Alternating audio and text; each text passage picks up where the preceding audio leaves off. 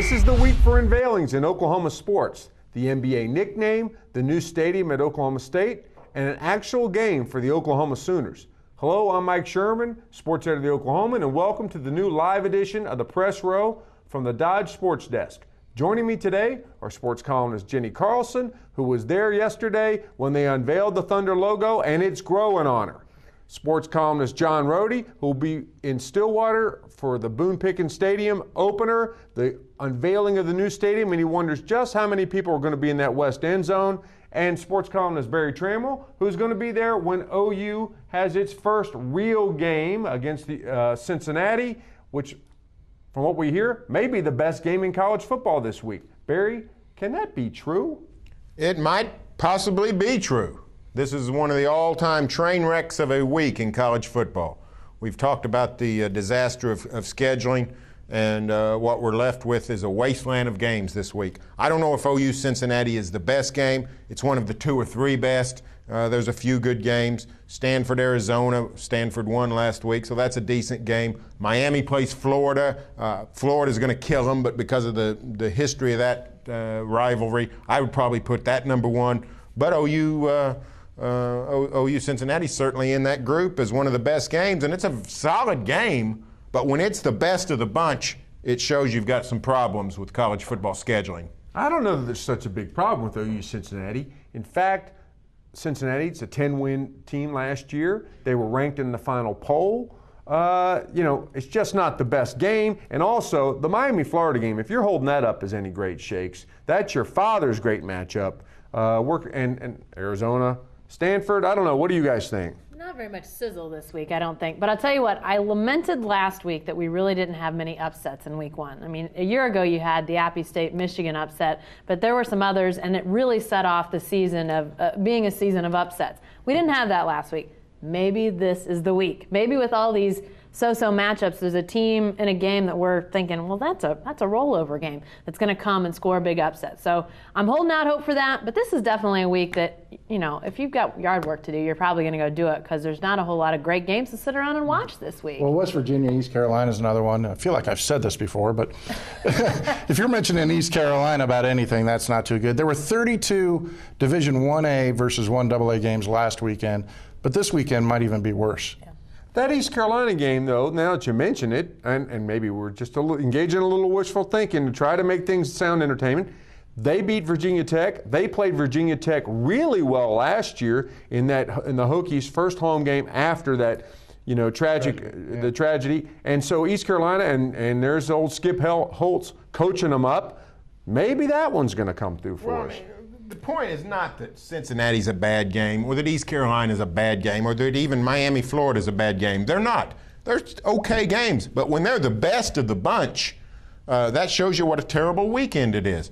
Where are all the good matchups of ranked teams? There's no game involving two ranked teams this week. We just, as John said, way too many 1AA games. 4 alone in the Big 12 this week. OSU Houston's probably the second best game. There's just not enough good ball being played in college football. It's a great week to start the national campaign for nationalized scheduling. Hear, hear. Now in Stillwater, John, the Cowboys come home off a big win over Washington State to what? I'd say less than 50,000, which isn't right. I mean, they've got a stadium. They waited their whole lives for this stadium. It seats 60,000. There'll probably be 10,000 empty seats. And Barry's talked about this before. You don't expect them to fill it every time, but you expect to fill it up for this game, the opener, the first game against two 1-0 teams, and they're coming off a big road win. It's a shame that they won't fill it up, but I just think they'll be well short of it. I just wonder, John, who can fill it up? I mean, I just wonder if the fans who aren't showing up exist. Does OSU have enough fans to fill up a 60,000-seat stadium, or is it going to take some time to build up the fan base? So to me, that's the big question about Oklahoma State football. I think even if they don't have a full house, though, I think they're going to have a louder house than they've had in the past. I mean, we've already heard some anecdotal evidence to this fact that it's louder down on the field. And Oklahoma State it's been loud there before, and it's had a more open feel to it. So I think the fact that you're seeing that end zone closed off and you've got the sound bouncing around between Gallagher, Iba, and the stands, I think it's really going to be a nice atmosphere. But I agree with you guys. I just don't. With the home opener, you may be able to draw a few extra thousand people, and maybe it will be a 50,000 plus, but I don't think it goes over too much, if any. No. Well, don't you guys think, Barry, I said this to you earlier in the week, OSU needs some bandwagon fans. They don't. Is it true that they don't have enough bandwagon fans? Well, I think that's true. And I mean, it's hard to have bandwagon fans if you don't have great success. And Oklahoma State's been pretty good for this decade. But phenomenal success. But not phenomenal success, and they coming off a terrible decade of the 90s. So I think it's going to be gradual. I think, when people compare the OU and OSU fan bases, any particular game at Owen Field and Boone Pickens Stadium, the number of grads in the stands are pretty close. But the non-grads, OU's got all these fans that don't have any great tie to the school. OSU doesn't. OSU has been sort of proud of that fact. They need to not be proud of that. That's not something to be proud of. You want those kinds of fans. You want fans who didn't go to your school necessarily. Sidewalk alumni. That's exactly what you want, and Oklahoma State is building towards that, but I think it's going to take some time. Jenny, you referenced the loudness of it. Now, we've been in there. We've seen the West End Zone and how it looks. It's sort of pitched differently. In some ways, it reminds you of one of these college basketball arenas with, the high student section. They want the West End Zone to be the family fun center, the family fun zone. Just how loud is it going to be, though? It's hard to know, but I do think acoustically you're talking about it's just almost has to be louder than it was before. I mean, that was a wide open into nothingness. It was into the hole that was the construction site last year. And, for a lot of years it was a pretty low level of stands. So I think the fact that you now have that enclosed, it's going to help. And, there will be more people than maybe the last couple years. I mean, a little bit over 40,000 was a pretty normal crowd. I mean, I think you're going to be looking at 45, 46 maybe on a regular basis. So a few extra people get the acoustics that way. I think it will be louder, and I think they can make some noise up there. And Barry, you've talked about speed of game. I think that'll play in too. Hey, John, I'm wondering if you're going to do the Robin Williams thing where you go out there and go like this. It's been loud. I mean, we have been to games with OU there. It's really loud. Nebraska, Texas Tech. But you were talking about bandwagon fans. That's an expensive ticket because now you got to be a season ticket person to get a good deal on tickets. If you're just a Johnny-come-lately, they don't really treat you that nice, I don't think, from what I've seen of the tickets. Jenny, you were there yesterday for the unveiling of the Thunder name, colors, logos. Are people going to like this in the long term? Well, the first thing that comes to mind is I think we found the weakness in the force. The NBA cannot keep a nickname quiet to save its life. We like people who don't keep secrets, by the way. The NBA let this thing out, though. You sort of think of them as, the darkest of dark towers and that they're keeping everything under wraps. I think Oklahoma City people did a pretty good job of keeping this thing down. The NBA was the one who let it out. NBA Store had stuff up yesterday afternoon. They had the issue with some of the scheduling mentioning Thunder. So it got out of the bag early. But I'll tell you what, I didn't really start digesting it as much until yesterday. And the longer it's gone on, the more I look at it, the more I like it. I did a video earlier this morning for News OK that basically said, hey, listen, the more you sort of soak it in and let it become sort of a part of things, the more I go, it fits in with the rest of the NBA logos, the rest of the NBA names. So I'm digging it more and more as time goes by. I think it's going to fit in nicely with the rest of the league. She's a far better person than I am. You're not digging it? No, this thing's been marinating for 2 months. I didn't like it when it was a rumor, and I didn't like it when it was a fact. I'm not saying I hate it, but it just doesn't do much for me. It just... Let's do the math. They spend $350 million for the team. They're going to spend another $75 to get it here, probably. $30 million to relocate, another $5 to $10 million to convince people up in Seattle to get a new place, and that's what they came up with that logo. And yet, I'm not trying to be a downer here, but there's no right answer. We were reading all those comments. There was a guy that said, the logo's great. You know who said it? Desmond Mason. You know what Desmond Mason does when he's not playing basketball? He's an artist. Mm-hmm. Beauty is in the eye of the beholder. They should have had Desmond do the logo. They should have traded for him sooner. So he got to do the logo. Now, the problem with Thunder, the name's growing. Everybody's going to be fine with Thunder in 6 months. The problem is the singular nature of it. I mean, singular nicknames generally stink. Heat, Lightning, Wild, Avalanche. There's not much you can do with them. As far as singular nicknames go, this isn't half bad. but you compare it to some of the more classic, Clay trotted out the word classic with the look of the logo yesterday. I don't know if it looks classic or not, but I know this: his name is not classic. The nickname is not classic. In his defense, maybe all the good names are taken. The originality's missing there because not only it's not a classic. It looked. I thought of when I saw the thing. Golden State Warriors. You know what their colors are?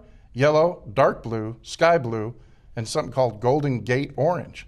Ours are yellow, dark blue, sky blue, and thunder red. I mean, Oklahoma River blue. And their nickname, their mascot's nickname is Thunder. That's it. And I swear to God, Clay's going to name our nickname Warrior. I mean, they gotta pick up the pace here. Originality so far has been zero. Well, one of the problems that I looked at it is I like the logo, and I think it reminds me a little bit of the Phoenix Suns, and I think there's an opportunity for them to do. I don't know if you've seen some of the alternative jerseys for the Suns, but they have this PHX thing that looks pretty cool. I like that with the OKC. But here's my problem. I think the typography in Thunder just looks... The font? It's too tall and thin. All of a sudden we're becoming Thunder's not experts in typography. Well, the truth is, I think when the jerseys come out, that's going to be a really telling moment for how we think about the design and all of those sorts of things with this team. Because while the logo's important, obviously, it's going to be out there, people are really going to start to, I think, become attached to this team with the jerseys. What do we look like on the court? That's what the fans are going to say. What is it going to look like when we run out of the tunnel? So I think that's important for people to see. When those jerseys come out, what do they look like? So I think that'll be really important to see what they come up with for the jerseys here in a few weeks. Well, and one other thing about the logo is, Desmond could have designed it, but this does have sort of an NBA mark on it. I mean, I think we can't get away from the idea that these are franchises for a league that's really, really image conscious. So it's not going to surprise me if it looks like a cousin of the Golden State Warriors and the older brother or younger brother of the Phoenix Suns. That's not all that surprising to me, and I don't think it's all that bad. I'm with Barry. I think it's going to grow on people. And what's the part about Mad Max and the Thunderdome you had in the paper today? You had to look that up. You didn't see that movie. That's what everybody's saying. No way. I don't see Barry as a big Mad Max fan. 2 men enter, 1 man leaves. You chant that right before tip-off, and even the Boston Celtics will cower. And he did not say he's never seen the movie. Here's one thing the nickname did not do. It didn't offend anybody. And in today's world, that's a tough thing to pull off. Which the Warriors, unfortunately, have a little problem, which is why their mascot was not a Native American, which is, no, it is the Thunder. Yeah. In our closing thoughts, folks, looking ahead to next week, the Battle in Seattle, Part 3.